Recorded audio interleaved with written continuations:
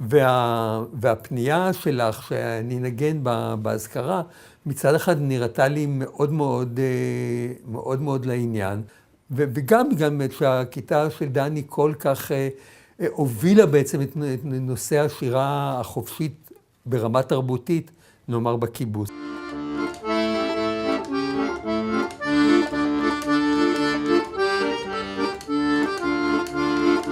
אני מאוד זוכר שבחרתי כשיר ראשון את שוב יוצא זמר אל הדרך, שהיה שיר די חדש, ונורא הייתי מודע לזה שאם יצטרפו אליי בשוב יוצא הזמר אל הדרך, אז תהיה שירה. וכל העסק הזה היה מין שירה עם דמעות ושירה כזאת שהייתה איטית, ואחר כך התחזקה והיה משהו מוזר. וו כזה, ככה, הרגשתי הדף אוויר כזה, גם זה היה אחד ארוך לישן של בית גוברין, שהוא היה צריף, היה מאוד מאוד צפוף, והאנשים היו מאוד מאוד צפופים.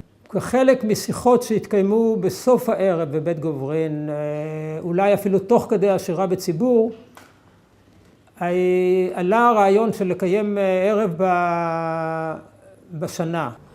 אמרו שרוצים לחזור על זה, כאילו לעשות עוד פעם ערב, להזמין יותר אנשים, חברים, מכל מיני קטעים בחיים של דני.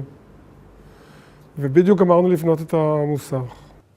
באותה תקופה שהייתה עדיין תחת הרושם הכביר של המלחמה מצד אחד, והרושם הקשה של כמות הלוחמים שנפלו, היה יחסית קל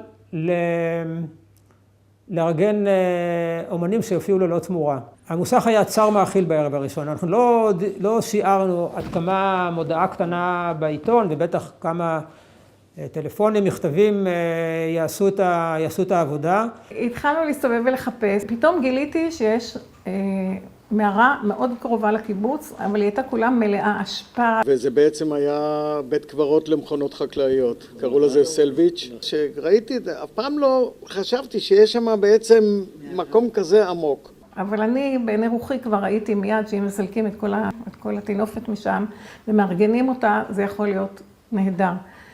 וחשבו שאני משוגעת, אני זוכרת שחשבו שאני משוגעת. כל הקיבוץ היה מגויס, היה גיוס יותר גדול מאשר לליל הסדר או לדברים כאלה. היו מסדרות פרחים, והיו כאלה שהכינו כיבוד לכל הקהל שמגיע. באמת, מבחינתי, כמו שזה היה נראה לי בשנתיים האלה, זה היה גולת הכותרת התרבותית של בית גוברין. הוזמנו אנשים מכל הארץ, ובאמת הייתה הענות עצומה, והיו מתחילים כבר לתכנן איזה כמה חודשים לפני זה, והייתה התרגשות רבה, כי בכל אופן אתה מארח פה אנשים, וזה היה קשור אז בארוחת ערב מפוארת, והיה אירוע. בשלב מסוים העברתי את השרביט לציפה. כי לקחה על עצמה את נושא התרבות בזמן מלחמת יום כיפור, שכולם היו פה בחצי הלם, ולא האמנו בכלל שזה יימשך. אבל אז ניצלתי קשרים אישיים וידידות אישית, ופניתי לחברי הגבעתרון. הם הופיעו אצלנו במערה, ונתנו הופעה מדהימה. וזה היה, אני חושב, השינוי שהערב התחיל להתמקצע.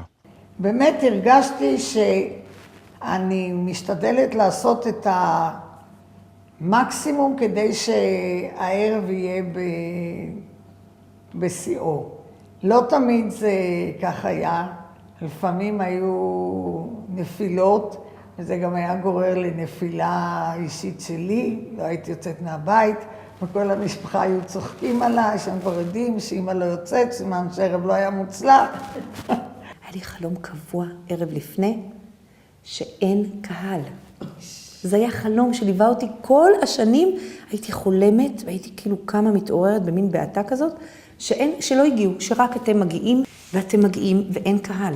החלום הזה ידעתי שהוא יבוא לי כל שנה, ותמיד היה מפוצץ. עצם העובדה שהערב הזה נמשך המון שנים, יש איזו דינמיקה כאן שלא כל כך מובנת. אני מאמין שהרביעייה שהופיעה במינונים שהיא הופיעה, היא בדיוק קלאסיקה שנותנת לערב הזה להימשך. בלעדי זה, זה היה הופך להיות הרביעייה ודני. ככה זה הפך להיות ערב של דני כל הזמן.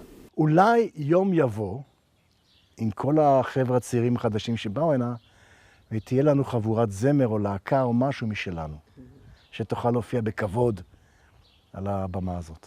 עד היום מוכרח להגיד שאני לא רואה שום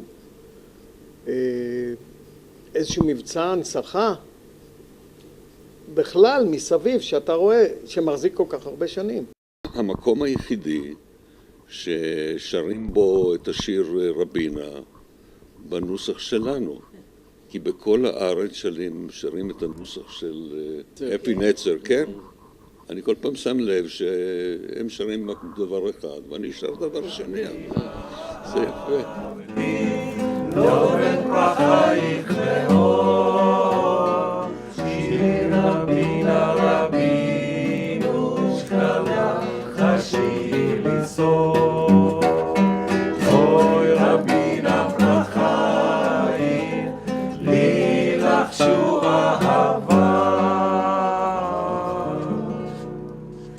שירי רבינה רבינו שקמה לך עצובה.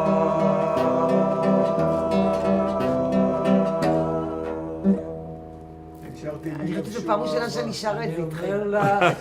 אני אומר לך, השבוע מופיעים בבית גוברין, גמרנו.